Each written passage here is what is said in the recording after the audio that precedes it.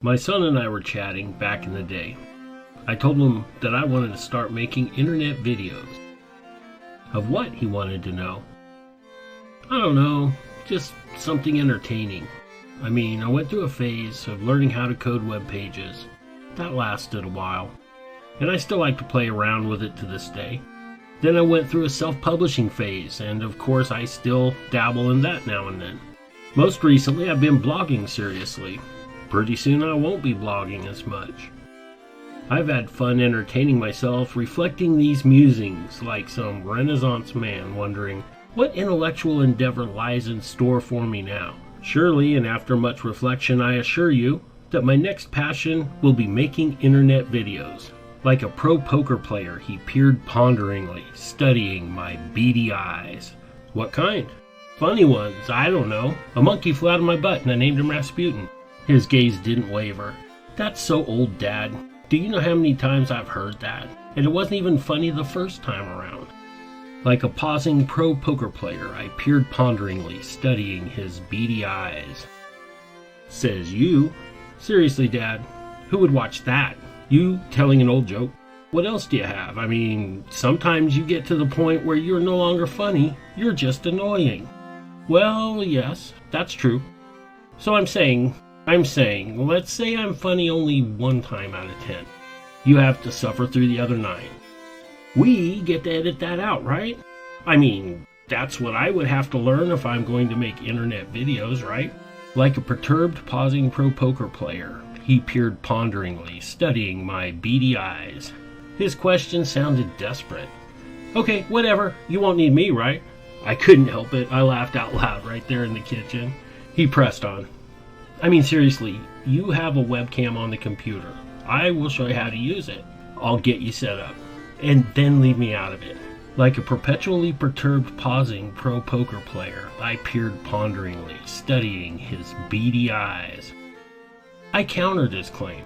Look, I will need a straight man. Someone to reel me in when I run too deep. Running deep isn't the problem, running stupid is. I chose to ignore his blunt warning. After all, no great endeavor happened because someone gave up. I switched gears on him. Have you ever heard of Abbott and Costello? Like a perplexingly, perpetually perturbed pausing pro poker player, he peered ponderingly, studying my beady eyes. He spoke. No, who are they? Back in the day, they were an act that made the transition from vaudeville to the earliest days of television. Their shtick was a big goofy guy and a straight man. The big goofy guy would spend his time getting into ridiculous situations or making absurd claims or just being a problem in general. Well, you have that rolled down anyway, he jabbed. I just gave him the stink eye. Anyway, the comedy comes from the idea that the straight man is spending his time setting up the ridiculous antics of the other guy. It doesn't seem like that. It seems like the straight man is truly working to help out his buffoon friend. But in reality, he's making sure his friend keeps winding up in trouble. As much as the audience wants to feel bad for the guy, it just keeps being funny. I can be Costello, and you can be Abbott. Only if Costello's the fat guy. Son, we don't call him fat. We refer to those poor folks as overweight, pleasantly plump, or, if they prefer, morbidly obese.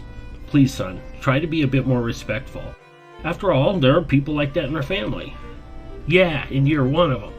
It took a minute for his delight to draw down to a decent decibel. As his cackles tapered off, I continued. So you are in? No. Why not? Are you serious, Dad? What? Why would I be in? I hadn't noticed before, but the boy was a bit agitated. He seemed almost offended that I was trying to involve him in my latest endeavor. Maybe that was why he was trying to get under my skin. Sensing an opportunity, I made the ultimate dad command. You don't have a choice. What the hell?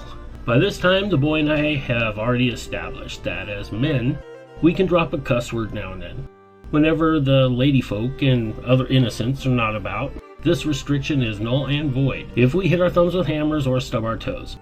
That's according to Man Code, Article 4, Section 3.707, 5th Revision, 1997, et al. Like a perplexingly, perpetually perturbed pausing pro-Peruvian poker player, I peered ponderingly, studying his beady eyes. I grinned like a smoked ham.